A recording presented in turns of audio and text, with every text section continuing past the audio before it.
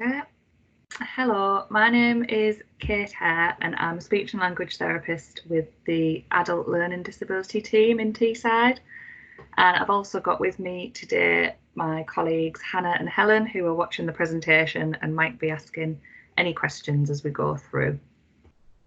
So the training session we're doing today is how to support a communication aid user, particularly when they're going through the RCAS process, which is the Regional Communication Aid Service, who loan out communication aids to people. So a bit of an outline of what we're going to chat about today. We're going to go through the means, reasons and opportunities model for communication, which is a lot of what we base our assessment and observations on when we're working with people. We're going to think about what is AAC, so that's augmentative and alternative communication. It's a bit of a mouthful, so we'll refer to it as AAC. We're going to talk about what to expect during the trial when someone's having an RCAS trial, what to do during the trial, and what happens next.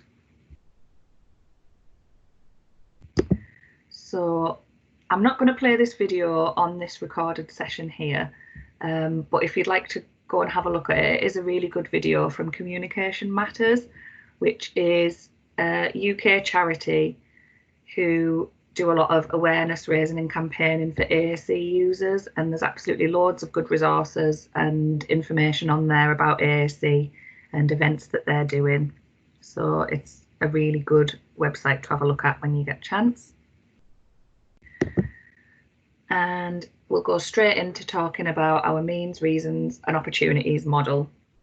So like I mentioned earlier, a lot of what we do as speech and language therapists, our assessment, our observations, our information gathering considers the means, reasons and opportunities model. So it's a really good basis to start with when we're thinking about communication, and we'll chat about it in relation to using AAC as well today.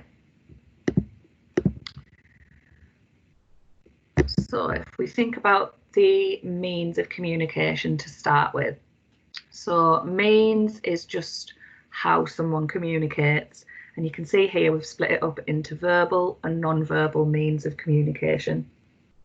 So if we think about verbal to start with, that's our words and our sentences that we use, and included in that is also things like how fast we talk, how loud we talk, what tone of voice we use, and these are called paralinguistics, and they provide extra information on top of the words and sentences which can change meaning. So for example, if someone was to say, "Oh, are you going home tomorrow?" as opposed to, "Oh, are you going home tomorrow?" It kind of changes the meaning a little bit. I'm not sure if that's a very good example. I had to think on the spot there. And then we've got our non-verbal column, and right at the top of that is writing. So verbal communication and written communication are kind of the most highly regarded in our society because they're the most common. But a lot of the people we work with who might have communication difficulties, these things can be really difficult. It can be hard to communicate verbally or in writing. And if you look at the long list of non-verbal means, there's so much more in that column. And actually, research suggests that up to 90% of communication can be non-verbal. So that just shows that, you know, the words and sentences we use don't always provide all that extra information, and particularly for people who can't communicate in that way, they might use lots of other means. So if we look at our list, we've got pictures, photos and symbols. Some people might use objects, and all of us use these non-verbal means as well. We probably just don't think about it as much, but some people specifically rely on these means if they have difficulties communicating verbally or with writing. So we've also got gestures, signs, which could be Makaton signs for a lot of our service users that we work with. We've got body language, posture, facial expressions and eye contact, touch, behaviour, and some people might use vocalizations, so they might not use full words or sentences, but they might use approximations of words, which could be difficult to understand. But all of these things, all of these means are ways of people communicating. And if we think about if someone has a communication aid, no matter what type of communication that is, that also provides a means of communication.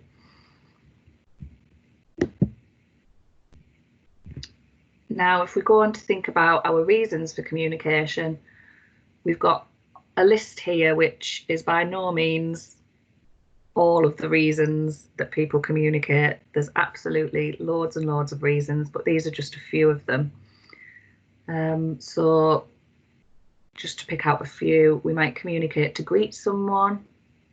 We might be socialising, having a gossip, telling jokes. We might be sharing information, whether that's information about ourselves, information about something that's happened, information about a TV programme that we've watched. We might be asking people for information. We've also got on there requesting clarification, which we're able to do if we haven't understood something. We might be able to ask someone to say it again or say it in a different way. And for people with communication difficulties, that can be really difficult. We've got expressing feelings and needs, giving our opinions, refusing to do things. So they're just a few of the reasons that people might communicate.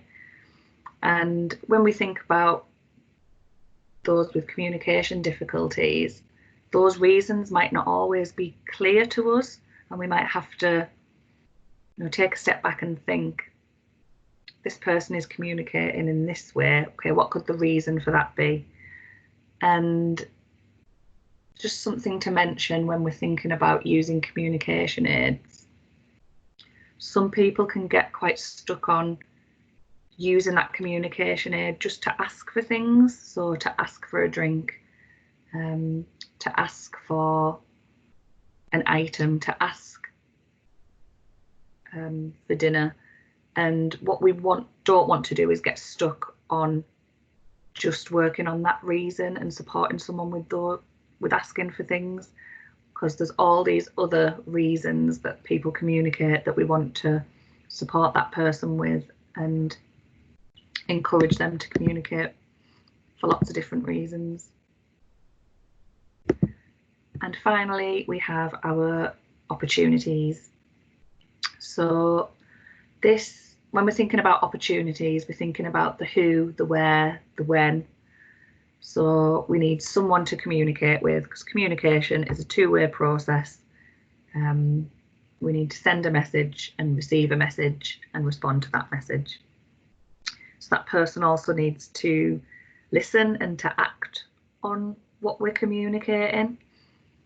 And we've also got there a shared language. So this is really important, that people are able to send a message that can be understood, whether that's with words, with writing, with objects, with pictures, with a communication aid. And for people who are non-verbal, sometimes those electronic communication aids that have a voice output that say words out loud when buttons are pressed, they can provide that shared language between the service user and their communication partner. So moving on from that shared language, if we have that in place, then we have someone who can understand us and someone that we can understand. And other things that people need, particularly when using communication aids, lots of time to be able to express themselves. Using communication aids, especially if it's a new thing and the person's just getting used to it, it's going to take lots and lots of time for them to get used to using it, to learn where things are on there, to develop skills in using that. So we always say, with anyone we're working with, who has communication difficulties, give them extra time, wait until it's getting a bit awkward, and then wait some more, because we want to make sure that that person's had enough time before moving on. Or what we don't want to do is kind of dive in and presume what someone might be wanting to communicate. We want to give them that time to do that themselves, but also be motivating and encouraging and supporting for them to do that. We want to make sure that it's an appropriate environment for communication as well, which very much depends on the person. Some people might be quite comfortable in quite a busy, noisy, chatty environment, whereas for other people that might be really difficult, and it might be that they need that one-to-one in a quiet room so they feel safe and secure to communicate in the way that they want to. So that is kind of a whistle-stop tour to our means, reasons and opportunities model. And this infographic here kind of shows that successful communication is right in the middle of those three areas. So it just demonstrates how important it is to have all of these three things in place as best as we can in order to have successful communication. If we take one of those areas away, if we take the opportunities away, we're likely to have communication breakdowns. If we take the means away, so someone doesn't have access for the communication system they usually use, then we're probably going to have a communication breakdown. And again, if we're not able to interpret someone's reasons for communicating in the right way, then we're probably going to have a communication breakdown. So it's just good to have an awareness of these three areas and to just kind of take a step back sometimes, particularly when there's been a communication breakdown with someone, and think, okay, so where did it go wrong there? Was it that the right means weren't available, or did I not understand? Did we not have that shared language to communicate the message?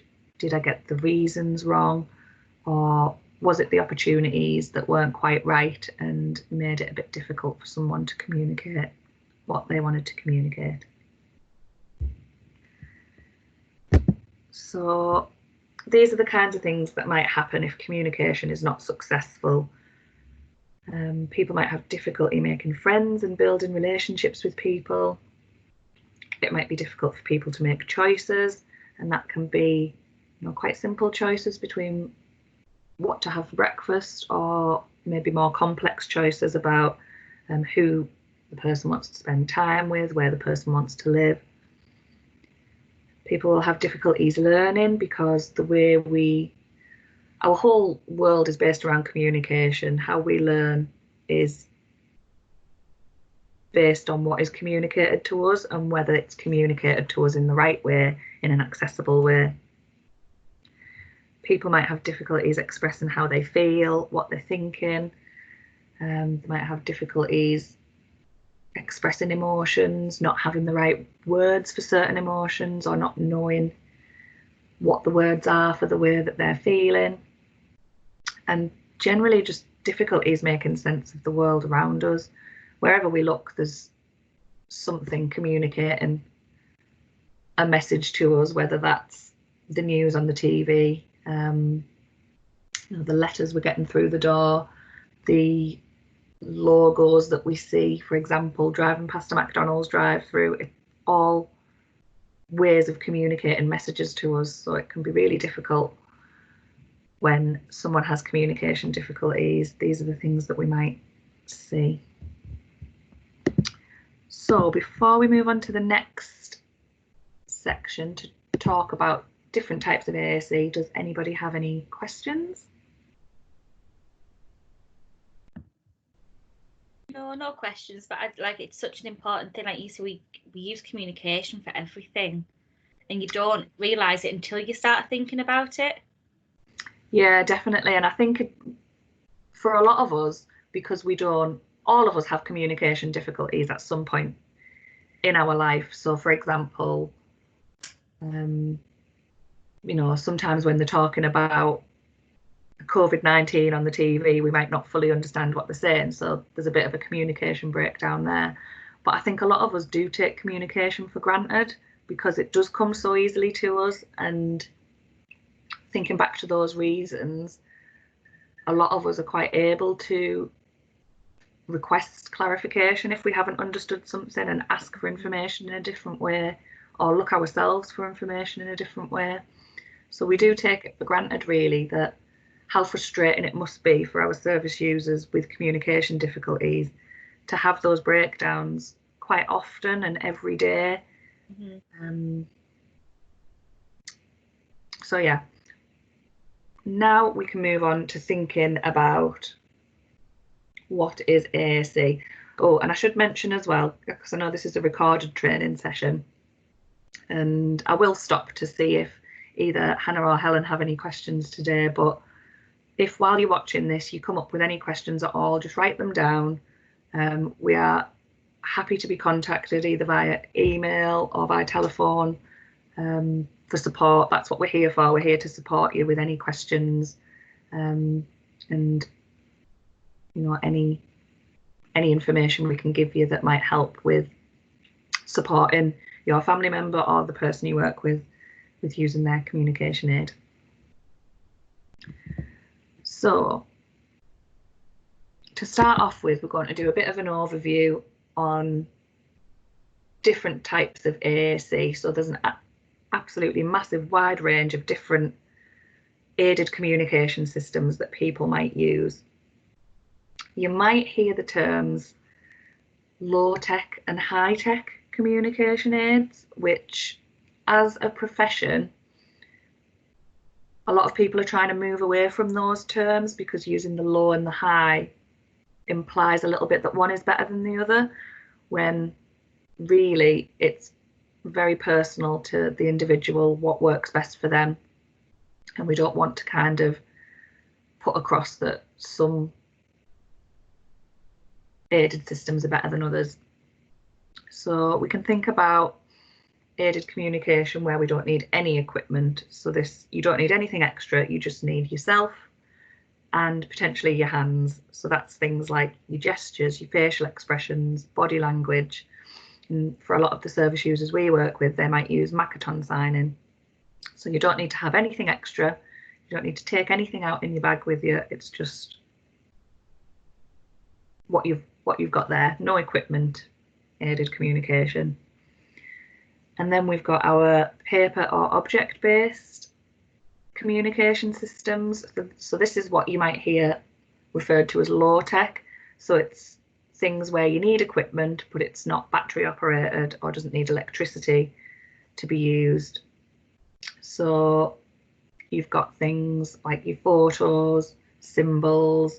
These could be organised in a communication book, a communication board, a keyring, absolutely anything, depending on what suits the person. You can see our top picture there is a communication book with, looks like it's got several pages and it's using symbols. Underneath we've got our object of reference with a photograph attached to it, and this particular object represents dinner, but you can use any type of object to mean any type of activity. You can have objects to represent people, feelings. And at the bottom here we've got an e-tran frame, which is a way for people to spell out messages using eye movements or body movements, depending on what's easiest for them. I should probably mention as well, with our paper or object-based communication systems, that does include writing things down and drawing things. And when we're dealing with these types of communication systems, so no equipment or paper or object-based, that's usually, you'll be getting input from the local speech therapy team. So that's us, the Learning Disability Service. If we're working with someone or starting a trial with an electronic communication aid, or you might hear it called a high-tech communication aid, that's usually when we get RCAS involved, who are the Regional Communication Aid Service. and they specialise in these electronic communication aid systems and how to assess someone and personalise a particular device to them. So there's lots of different types of these as well. Electronic, so they need a battery or electricity to run. They can be quite simple button systems where you press a button and a single word or a single message is spoken out loud. So that's like this one in the middle called a Big Mac. You can have communication systems on computers, on mobile phones, on tablets. There's absolutely loads of communication apps out there at the moment. It can be quite overwhelming.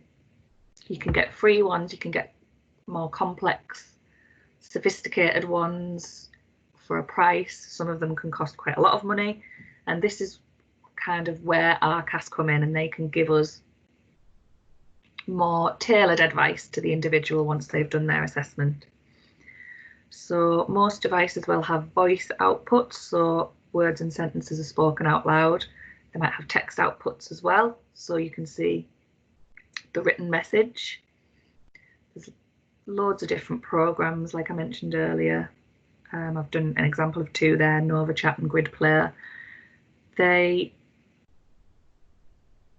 can differ quite a lot, so they might differ between the symbol package that they use. There's lots of different symbol packages, and it's important to get the right one, because as we'll see later, symbols can be quite abstract, and we want to make sure we get, if someone already has used a symbol system in the past that they're more familiar with, it might be best to use that one.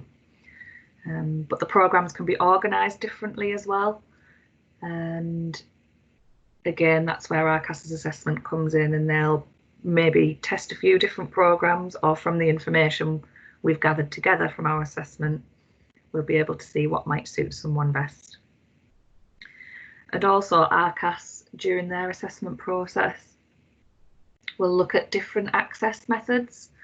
So some people might be able to touch the screen to press the buttons quite easily. Other people might need a button or a switch to do that, help them select different buttons.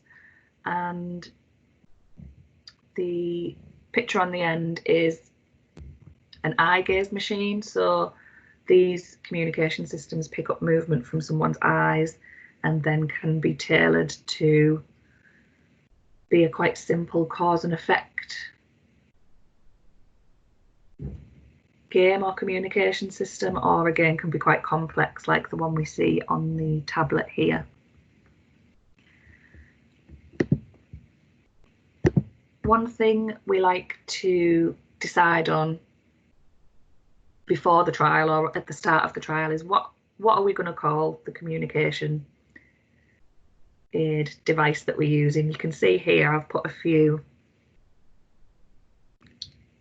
things that I've heard people call them in the past. So some people might just call it the iPad, might call it the Voca, which is voice output communication aid. Some people might just call it the device, the communication aid. I've heard people call it a chat pad, a talker.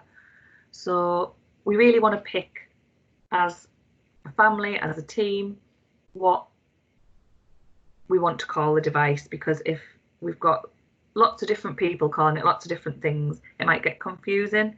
And for example, if someone has an iPad for watching videos and playing games and a communication aid as a separate device, we want to be able to distinguish between those two things, and it just stops any confusion. So if you can have a think together as a family or a staff team, what you think the best thing to call the communication aid will be. So now we're going to talk a little bit about what to expect from the trial. So usually when we're doing this training, not always, it's because someone's about to start a short-term loan trial from RCAS with a new communication aid that they get to try. So we'll have done our assessment, the LD speech therapy team will have come out and done some assessment, and RCAS will have also done some information gathering and assessment. And if we've come up with anything that might need doing before the device arrives, any kind of getting used to symbol packages, working on any aspect of communication, making any paper-based communication systems to go along with the electronic ones, we might do those before the loan starts. And then what will happen is once the device is ready, we'll have collected information about what kind of words and things we'd like on the device to make it personal, and RCAS will set that up.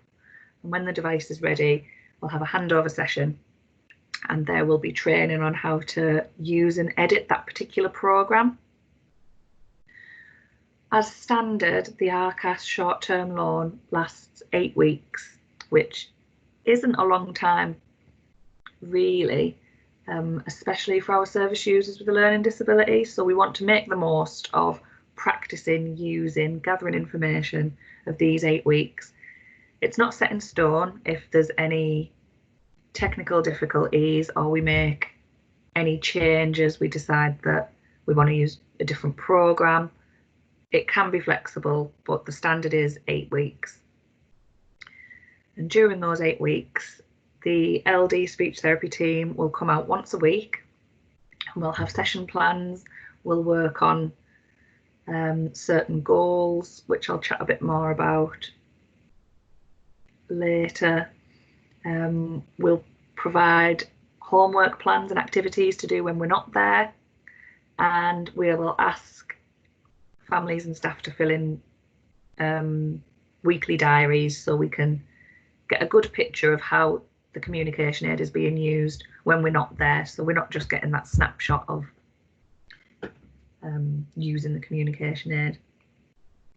Following the 8 weeks, or however long the short-term loan lasts, then we'll have a review meeting where everyone gets together and we have a chat about, do we think that this is something that's we'd like to keep using going forward, and RCAS have a criteria to meet to determine whether they will fund a long-term loan, which is essentially a lifetime loan. But they need to meet certain criteria to justify that funding in a way. If someone doesn't meet the RCAS criteria, it might be that we explore other options. Can we do more paper-based things? Do we need to try a different device? And there's other funding routes to explore, but I won't go into that yet because that's something to chat about more if that's what it came down to. But that's kind of the standard process of what's going to happen from start to finish of the short-term loan. So this is what we're expecting family and support staff to do with the service user and the communication aid. Daily practice is absolutely essential. I think sometimes on communication aid trials I've done, it can be quite easy to just think, we introduce this device, and some staff I've supported in the past kind of think, once it's there, the service user is just going to be able to use it. And in some cases, if the service user is quite familiar with technology or has maybe used something similar in the past, they might pick it up quite quickly. But if it's something totally brand new, it's essentially like learning a new language, and we can't just plonk a communication aid and leave someone to it. We need to do lots of practice, lots of modelling. And usually during the assessment process and information gathering we do before the loan, we start to talk about some functional goals. So we want to think about, what do we want from this trial? What do we want this communication aid to support this person to do communication wise? So we'll discuss them with everybody who supports the service user, and these are the things that we want to work towards during the trial. And these also in line with RCAS's criteria. So it's really important that we have these goals in place and something to work towards. And they can be developed throughout the trial and changed. But just to be aware that we will have some certain goals that we're wanting to work towards. We'll be expecting people at home to have a go at doing the homework activities. They're not going to be anything, completely unreasonable. It's going to be supporting the service user and yourselves to use the communication aid in everyday things, because we want it to be something incorporated into everyday life, something to get used to using in normal activities and normal routines. Also, one of our expectations is that if you do want to edit or add any words onto the device, that this is done at home. It can sometimes end up that the LD speech therapists come out and spend most of their session adding new things in, which is why we get the training right at the beginning on how to edit the device. So you guys know the person best and know the daily routines, what words they might like on their device. And we don't want to essentially waste one of our weekly sessions on just doing editing things when we want to be working towards those functional goals that we've come up with. I've already mentioned this, just to support to use in real life situations as much as possible every day. And there's an expectation that you record all information. It says there, I know it can be hard to record all information, but this is the kind of things that we want you to record. Just going back to that support with I suppose it ties in with the daily practice. Just examples for that. Could it be anything from deciding what to do today to where they want to go shopping or into the library, or could it just be anything that we're trying to encourage the use? It can be absolutely anything, and it can feel a bit daunting trying to think, how am I going to do it in this situation? And one way I always advise people to think about it is just anything you would say doing a particular activity, try and model that for the person. And we'll go on to modeling in a little bit, but I think of an example of if you were going to do the food shop, and before going you might decide to write a list. So you might explore the device and see where all the different foods are that you're going to buy that day. Write your list and then you go off shopping. But when you're in the supermarket, you might say things like, "Oh, it's busy in here," or you might see someone and you might be saying hello to them. Be looking at different chocolate bar options and say, "Oh, I really like a Galaxy chocolate bar, but I don't like a Snickers." So it's all of those different reasons of communicating again, like we covered earlier. So the means and the reasons and opportunities, isn't it, again? Yeah, and what we do have as well that we can send out is a modelling handbook. So it gives loads of good examples of different activities, different real life situations. So anything from watching TV, going shopping, going for a walk, trying to think of other things, brushing your teeth, getting ready for bed. And it gives examples of different ways to model or different words and phrases to use in that situation. But the best way to think about it is just anything you would say out loud in that situation. Support the service user to explore their communication aid for those words or those phrases. And I will touch on modelling in a bit more detail in a moment, because it might be the first time you've heard that term. But just going back to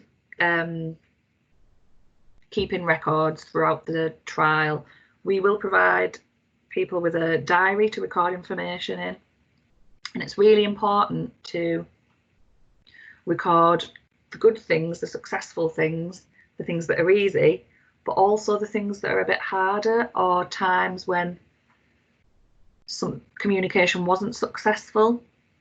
And I think people sometimes get a bit worried to record, you know, the not so good things, because they think, well, that will lessen someone's chance of getting to keep the communication aid, but that's absolutely not the case. What that does is allows us to see, okay, so this was difficult at this time.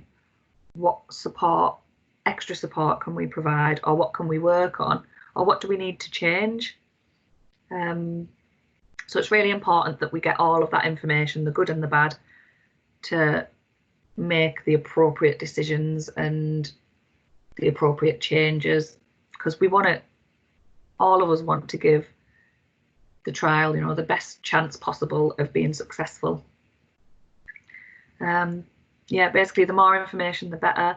And if people are writing down kind of words, phrases or sentences that the service users using with the communication aid, it's really helpful if you write down the exact,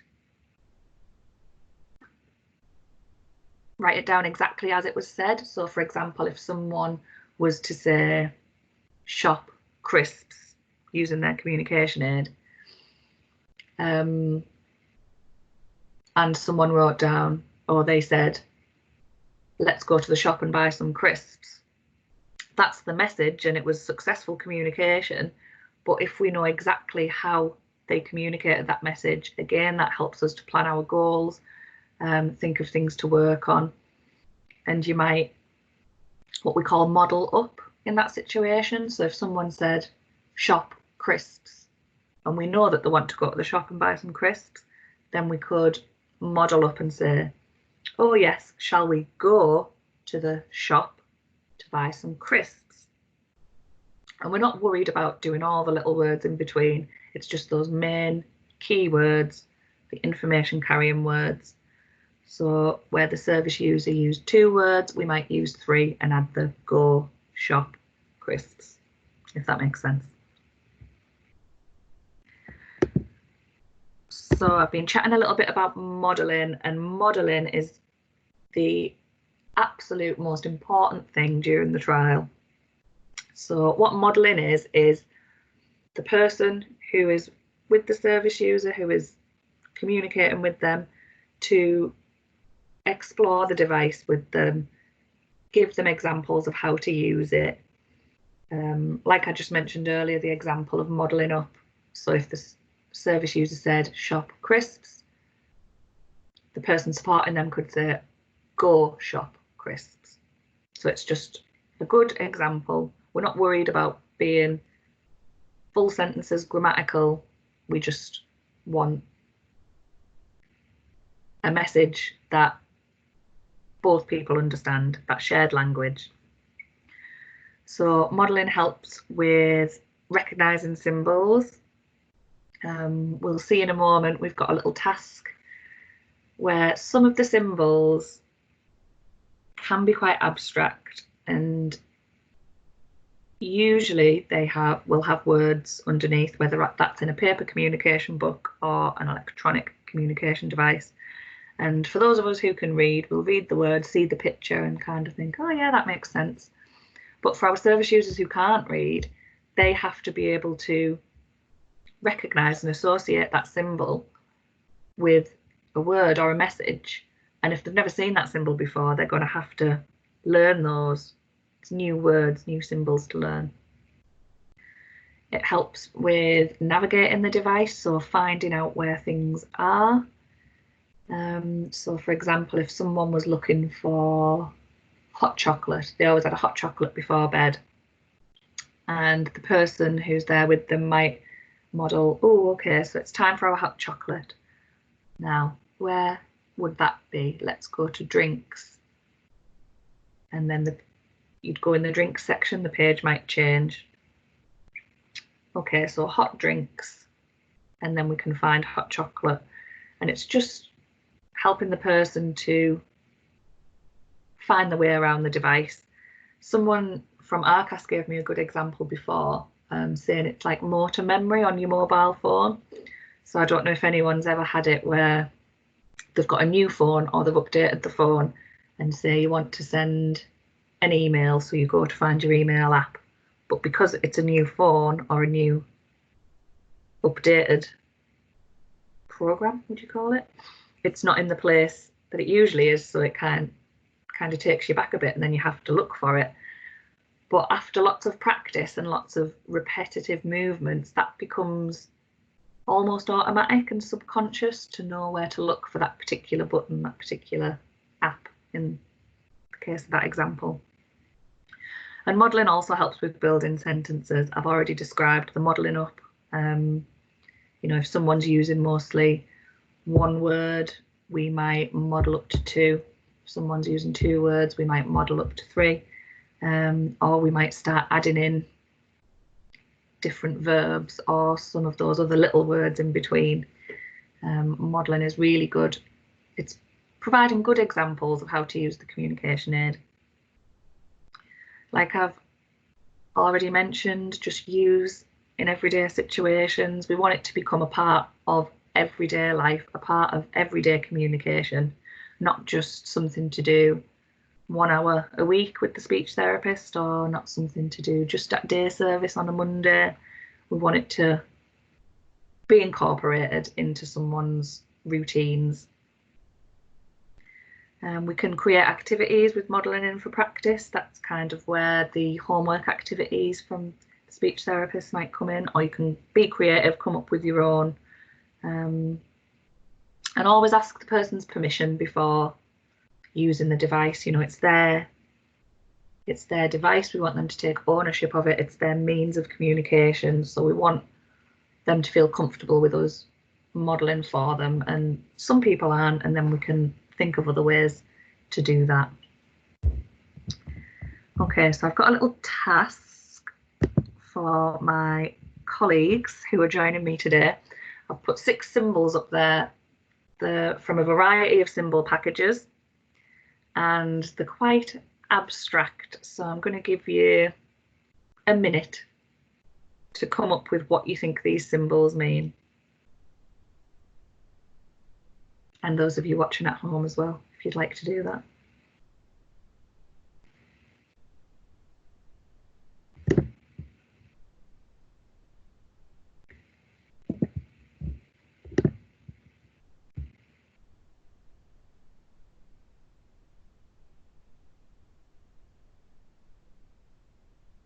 And just let me know when you're ready, I suppose. Otherwise I won't know. Could you zoom in a little bit, Kate? Oh, I'm not sure if I can. Just thinking that about the bottom 2, I'm thinking I can't see. Yeah, they're quite busy, the bottom 2, aren't they? Yeah. And just think as well how small these might be in a communication book or on an electronic communication aid. Depending how many symbols we have on a page, they could be even smaller than that.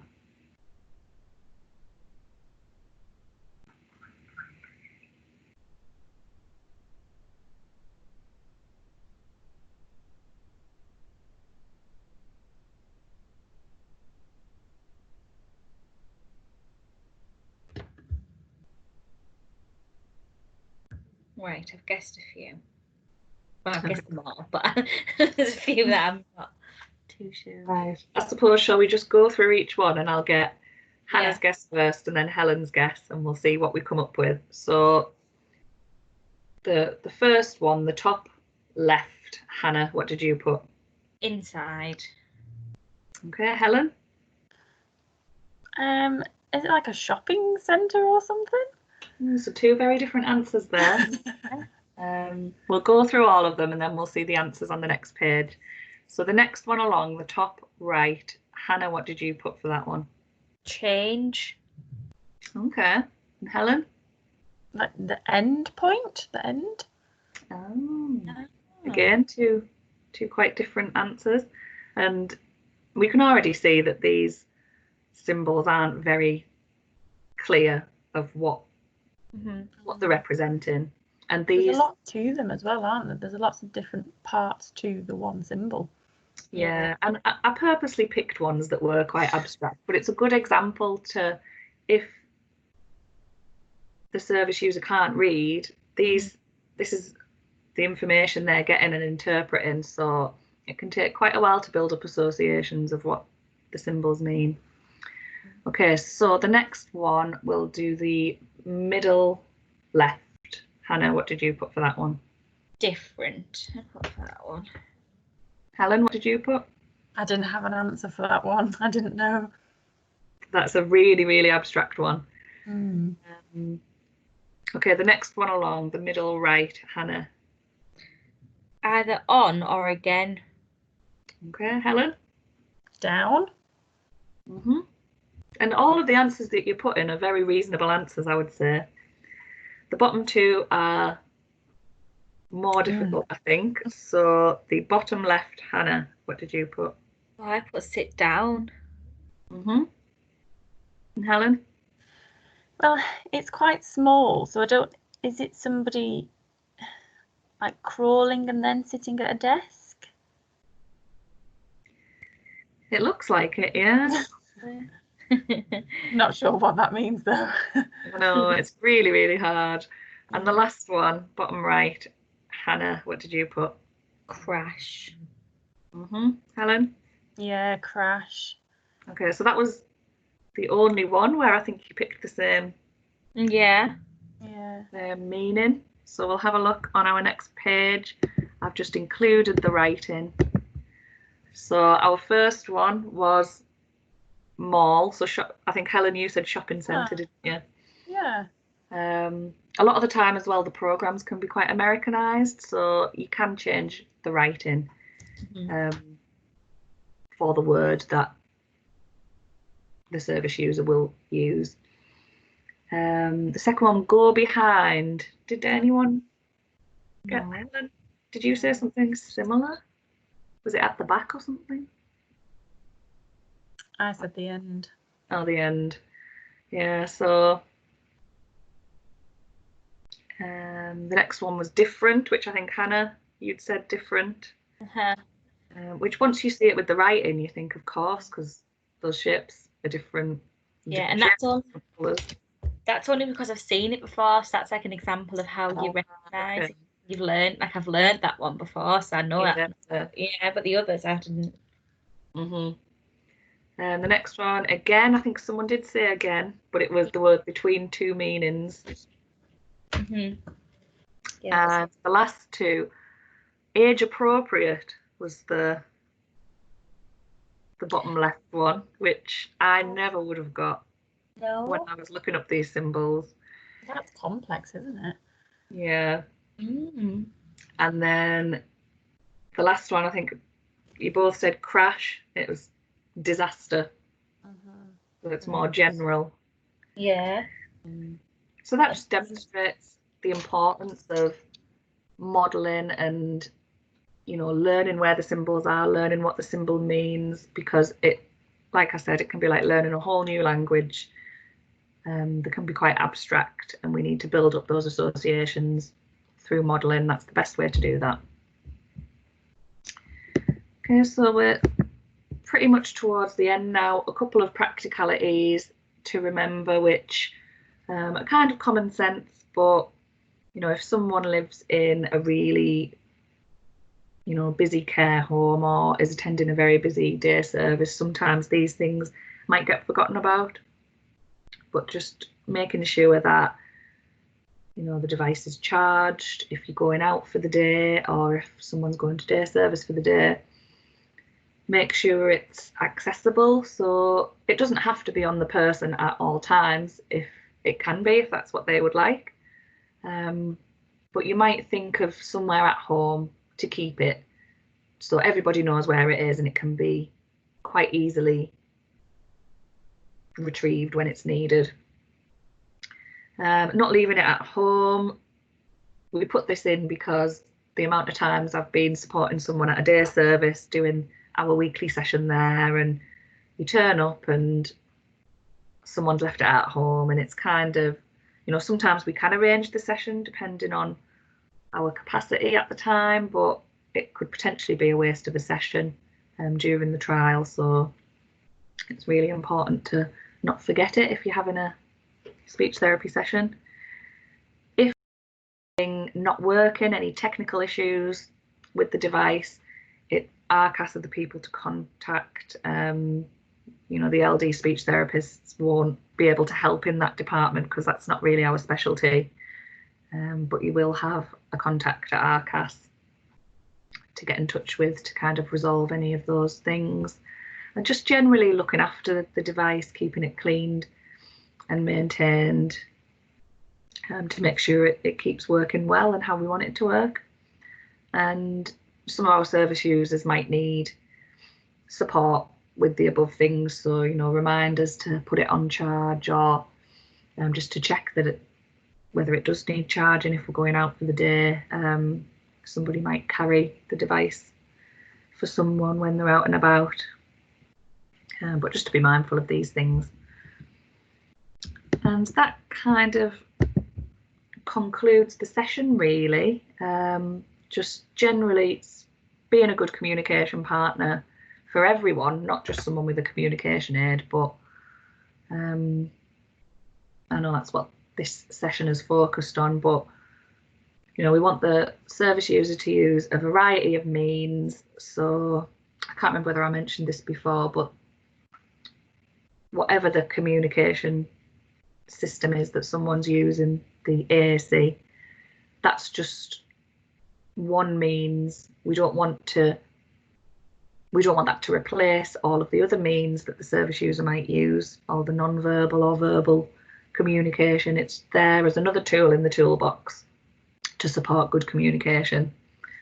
We want to be mindful about different reasons for communication, not just to prevent communication breakdowns, but to also think about how can we develop someone's skills in using a communication aid? What different reasons can we show through modelling to support them to develop skills using a communication aid, and to just always provide good opportunities, thinking about the right place, the right time, the right people. And again, just to reinforce, lots of modelling, lots of repetition and regular practice, because we really want to have a successful trial and to provide the right support. So that's the end of the session. Does anybody have any questions? How is it, Kate, how is it generally decided which aid would be most appropriate for the client? So RCAS, what we would usually do as the LD speech therapy team, we would go out and we might do some assessment and think in our heads, or we feel like an electronic communication aid might be something we could use and might be something really helpful. So at that point, we will do lots of assessment and information gathering and send all that over to RCAS, who will then look at all the information that we've sent and either decide whether it's an appropriate referral or not an appropriate referral. If it is appropriate, they'll come out and do their own assessment and information gathering, because that's their area of expertise. They know about all the different devices, all the different programs and how they're set up. In normal times, I know we're recording this training session in a strange time during the pandemic, but quite often RCAS will come out and we will go along as the local speech therapy team, and they might bring a few devices out, or from the information they've got, they might think, yes, I definitely think this program's appropriate, might try out a few, but they've got that knowledge and that expertise on the technology to make that decision. So we might have some ideas of things that we've seen before or worked with people before, but we kind of need their expertise just to reinforce that or to explore any new devices or new programs. But again, I mean, like I did mention earlier, there's loads of the free apps out there these days which can be good. We've got information on different apps, so we can support people to have a look at them. But when we're thinking of the more sophisticated, complex systems, that's when RCAS come in and use all of their knowledge. Okay, so I think that's it. Like I mentioned earlier, if anyone who's watching this video has any questions or would like any more information, you'll have our contact details in some capacity, as we'll be supporting either your family member or someone you work with. So don't hesitate to get in touch, and we will hopefully see you soon to start the trial. Okay, thank you.